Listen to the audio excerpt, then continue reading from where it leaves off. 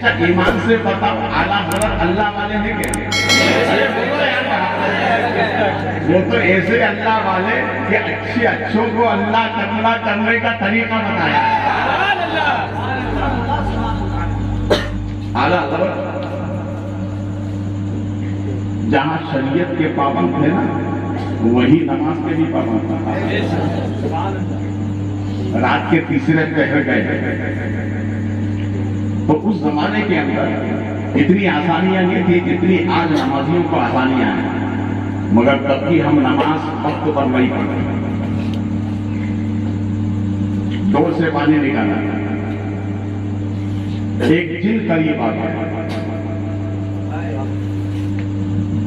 का अहमद रजा प्यासा हूं, पानी पिला दो। वो जिन कैसा था?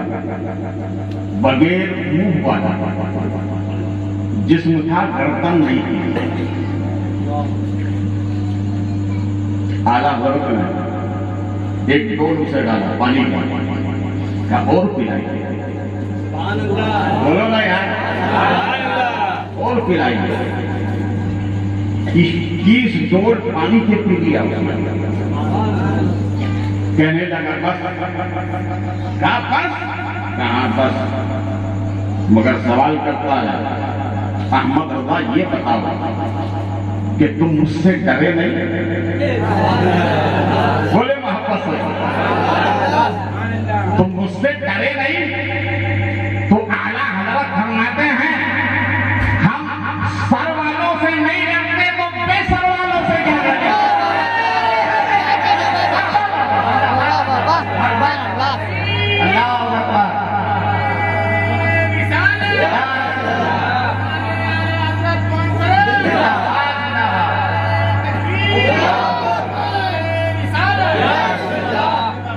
यही वजह है कि आला हज़रत के विसाल से लेकर आज तक और आज से लेकर सुबह क़यामत तक हर आने वाला खतीब आला हज़रत बोलता रहेगा। आला हज़रत ने अच्छों को पानी पिला दिया। बोले किसी आशिक ने बड़ी अच्छी बात कही है, मिल नहीं सकता अब उनका जवाब, मुस्तफा को रखा है रब ने लाजवाब। पहले मैं उन्हें गौर से देख तो लूं, ए नकीरों फिर लेना मुझसे जवाब। या नबी तुम्हारे सारे दुश्मनों का तन्हा है अहमद रजा जवाब। तन्हा है अहमद रजा। बोले मोहब्बत से, तुम्हें फिक्र नहीं है, इंतजाम तो आला हज़रत करके चले गए, सिर्फ तुम्हें किरदारे आला हज़रत से मोहब्बत करना। और आला हज़रत खुद फरमाते हैं, मेरे गुलामों, चाहने वालों, 3 काम कभी मत छोड़ो। कितने काम? 3 काम। सवाल किया वो कौन है 3 काम? तो आला हज़रत फरमाते हैं इस्तिक़ामत फिर दीन, हमेशा दीन पे कायम रहे।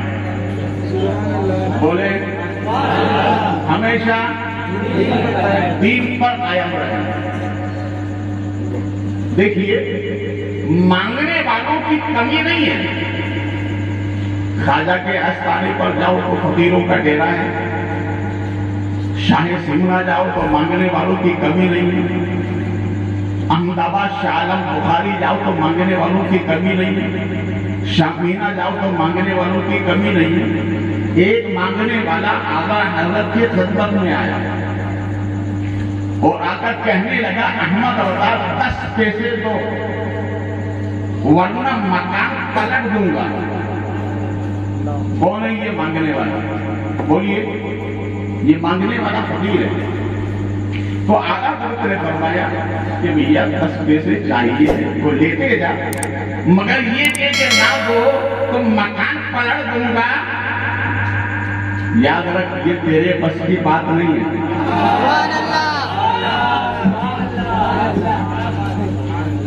मांगना है सलीके से मांग ले और चला जा।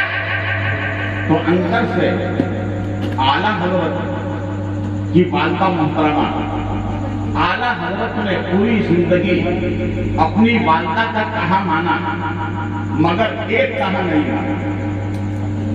पूरी जिंदगी माना मगर एक कहा नहीं माना। वो क्या है?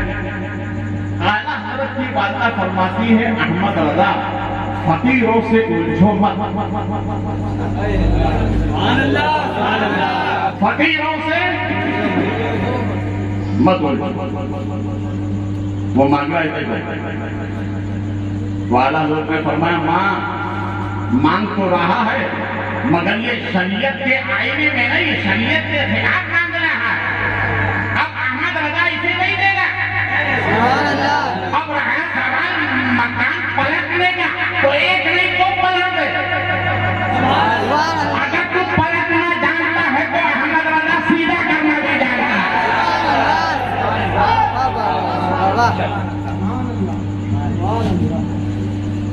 इतना कहा वो आगे निकल गया। आला हजरत के शहजादे हुजूर मुफ्ती आलम हिंद ऊपर मकान के 11वीं में थे और वहीं से नीचे आ गए। तो आपकी वालदा ने फरमाया कि देखो अहमद रजा ये फकीरों से उलझने का सिला है। मैंने नहीं कहा था कि फकीरों से मत उलझा करो। देखो शहजादे ऊपर से नीचे आ गए। हुजूर मुफ्ती आलम हिंद से पूछा, चोट तो नहीं लगी? कहा नहीं, आया तो जरूर हूं मगर एहसास नहीं हुआ है। मगर एहसास नहीं हुआ। जब वालदा ने इतना कहा तो आला हजरत ने फरमाया, मां ये तो एक मुस्तफा रजा है। नबी की शरीयत पर अगर 1000 हो तो सबको कुर्बान करके शरीयत मुस्तफा को बताऊंगा। तफक्कुर फिद दीन, दीन पर बोले मोहब्बत से, दीन पर आया। एक तारीख और देखें, रामपुर की सरजमीन पर एक सुन्नी मुसलमान, कौन सा मुसलमान? हुसैनी मुसलमान। और हुसैनी मुसलमान कौन होता है? हुसैनी मुसलमान वो होता है जो ऊपर से भी हुसैनी हो, नीचे से भी हुसैनी हो। आप कहेंगे बुखारी साहब ये फलसफा समझ में नहीं आता। मंतिक आपने पढ़ी, फलसफा आपने पढ़ा, ये उलमाए दीन ने पढ़ा, हमने तो नहीं पढ़ा। आप तो सीधी सीधी बात कही है कि हुसैनी ऊपर से क्या, नीचे से क्या। तो सुनिए, मैं आपको आपके अंदाज में बताता हूँ। ऊपर से हुसैनी वो चेहरे पे दाढ़ी, अरे जिसके चेहरे पे ना हो वो भी मुस्कुराकर बोल दे, अल्लाह उसे भी तौफीक अता फरमा दे। और जिनके चेहरे पे है वो मसरूर होकर बोल दे, बोलो चेहरे पे नूर होगा, दिल में सुरूर होगा और वही आखिरत में मसरूर होगा। ऊपर से हुसैनी चेहरे पे, तो आप भी बोलिए थोड़ी पार्टनरशिप अच्छी होगी। बोले मोहब्बत से, ऊपर से हुसैनी चेहरे पे दाढ़ी और नीचे से हुसैनी, जब भी कदम उठे तो अल्लाह के घर के लिए, जब भी कदम उठे तो मिलादे मुस्तफा के लिए, जब भी कदम उठे तो जिक्र हुसैन के लिए। बोले ना मोहब्बत से, ऊपर से हुसैनी चेहरे पे, नीचे से हुसैनी कदम, बोले ना मोहब्बत से, कदम कदम अल्लाह के घर में। सुन्नियों तुमने जाना बंद कर दिया, बलाएं आ गई। दरवाजा खुला रहेगा मकान का और फिर कहते हो कुत्ता क्यों आ गया? अरे कसूर तो तुम्हारा, मकान तुमने खुला करके रखा है, दरवाजा खुला नहीं होता, कुत्ता आता नहीं। तुम अगर जाते तो ये तबलीगी जमात वाले आते नहीं।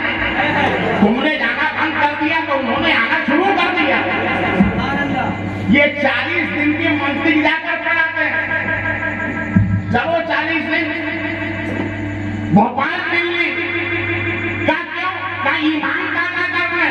तो सुनने ने कहा जिसका पासी हो वो जाए, हमारा तो दादा होता ही नहीं रहता है। बोले मोहब्बत से, हमारा तो दादा होता ही रहता है। उसने पूछा भैया तेरा ईमान काला कैसे होता है? कहा कभी या नबी कहकर, अरे बोले कभी नबी की मिलाद मनाकर, कभी गौसे पाक का तबर्रुक खाकर, कभी खाजा की छठी मनाकर, कभी इमाम अहमद रजा का उर्स करके ईमान काला ही होता।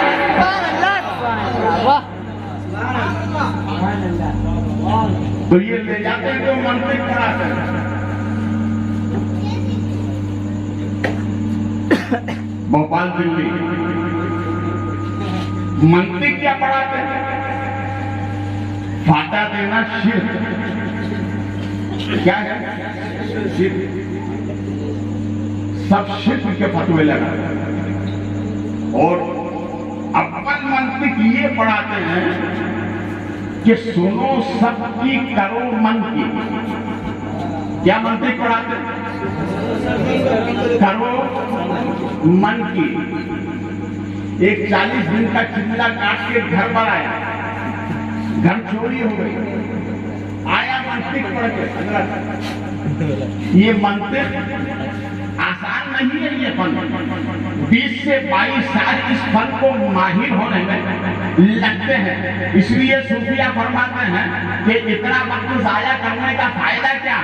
वो पियो ना जो 2 घंटे में काम में आ जाए। एक मंत्री पढ़ने वाले आ गए थे। मंत्री पढ़ के दारुल से अब्बा के साथ खाना खा रहे, पेट में इत्तेफाक से एक ही अंडा आया। तो बाप ने कहा बेटा आधा आधा कर लो। तो बेटे ने कहा नहीं अब्बा, अंडा तो मेरा है, आप तो तफक्कुर में खा लीजिए। अरे बोलो नहीं यार वहां पर। तो कहा बेटा ये क्या है? कहा मंतिक पढ़कर आया। अरे बोलो यार मंतिक पढ़कर आया। तो ये फर्क आसान नहीं है, मगर जिसके पास आ जाता है उसे होशियार भी बना देता है। ये उलमा लिबास सूफियाना पहने हुए हैं, मगर ये सब मंतिक पढ़े हुए हैं। अरे जब इनका ये आलम है तो जो मंतिक का इमाम है उस आला हजरत का आलम क्या होगा? चोरी हो गई। अब जाहिर बात है चोरी होती है तो आदमी कहाँ जाता है? बोलिए ना, पुलिस स्टेशन जाता है ना। पुलिस स्टेशन गए, मेले वाली भी गए साथ में। अब वो पढ़ के ये आया था सुनो सबकी करो मन की। तो पूछा चोरी कब हुई? तो कहने लगा 3 के 12 बजे। मंत्री पढ़ के आया था। काफी तारे भूख रहे का कुत्ते चमक रहे थे। मारो घुसना फूटे। ऐसी मंत्री से अल्लाह बचाए। मंत्री पढ़ना हो तो बरेली चले, मंत्री पढ़ना हो तो अजमेर आ जाओ, मंत्री पढ़ना हो तो शाह बुखारी की बारगाह में आओ, मंत्री पढ़ना हो तो शाह सिमरा की बारगाह में आओ। ये ऐसे मंत्री पढ़ाते हैं कि दुनिया भी कामयाब हो जाती है, आखिरत भी कामयाब हो जाती है। तो आलम हज़रत फरमाते हैं कि कभी 3 काम मत छोड़ो। पहला काम दीन पर बोले, दीन पर। वो गुलाम हुसैन जो पक्का हुसैनी था, कौन सा हुसैनी था? हमें थोड़ी कमी है, अगर पक्के होते तो चेहरे पर गाड़ी जरूर आती। वो मुलाजिम था ब्रिटिश जमाने में, अंग्रेज का मुलाजिम। ऐसे ही जलसों में आया था, सुन्नी उलमा की तकारीर सुनी, दाढ़ी के फजाइल सुने, चेहरे पे सुन्नत रसूल पर सुने। कुछ दिनों के बाद गवर्नमेंट के आदमियों ने कहा कुर्सी चाहिए या गाड़ी चाहिए? देखो, मोहब्बत में आजमाया जाता है, इम्तिहान लिया जाता है। उसने कहा नहीं, मुझे गाड़ी चाहिए। कहा कुर्सी छोड़ दो। गाड़ी चाहिए तो कुर्सी छोड़ दो। कहा हमें ऐसी कुर्सी हमें नहीं चाहिए जो दीन से दूर कर। इसलिए तो आला हज़रत फरमाते हैं इस्तिकामत फिद दीन पर कायम रहोगे, एक दरवाजा बंद होगा तो अल्लाह 70 दरवाजे खुदा बनवा देगा। कुर्सी छोड़ दी। हर माह जो आमद बनती थी उसमें से कुछ अलग से पैसा रखते थे, इस नियत से कि ये फंड जमा हो जाए तो हज करने जाऊंगा। बोले मोहब्बत से हज करने जाऊंगा। आला हज़रत भी हज करने के लिए गए, ये भी हज करने की नियत से पैसा इकट्ठा किया। फंड जमा हो गया, नाम लिखवा दिया, काफिला जाने लगे, ये रवाना हो गया। तारीख बताती है कि जब साहिल जद्दा पर इनका काफिला पहुंचने वाला था तो रसूल पाक रात की शब उस वक्त के बादशाह के खान में तशरीफ लाए और इरशाद फरमाया, फला जगह इंडिया से फला जगह का रहने वाला गुलाम हुसैन है, जाओ जाकर के उसका इस्तकबाल करो, इसलिए कि उसने कुर्सी छोड़ दी है, मेरी मोहब्बत नहीं छोड़ी है। मेरी मोहब्बत, बोले मोहब्बत से।